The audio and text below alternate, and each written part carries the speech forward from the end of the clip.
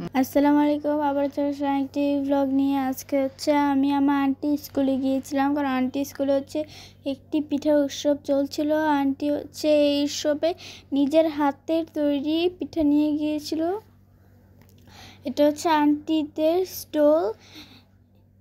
এরা সবাই হচ্ছে আন্টির বান্ধবী। এই যে আন্টি, তার পাশে হচ্ছে আন্টি আর কয়েকটা বন্ধু আছে, তারা অনেক মজা করছে।